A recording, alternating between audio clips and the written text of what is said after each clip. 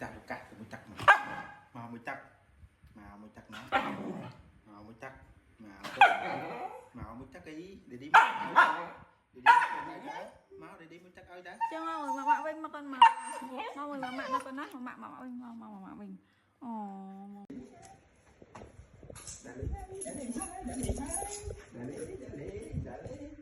bởi bánh hai muốn ta kì hay là lấy từ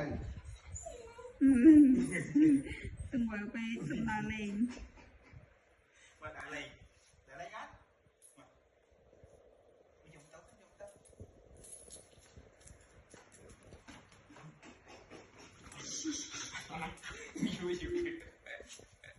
không chỉ là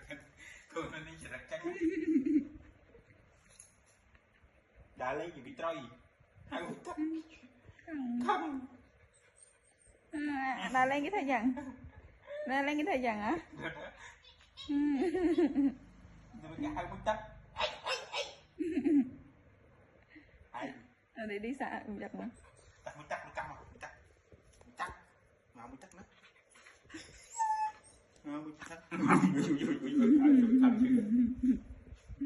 chân ba lên bên chân hả để đi ra lấy chẳng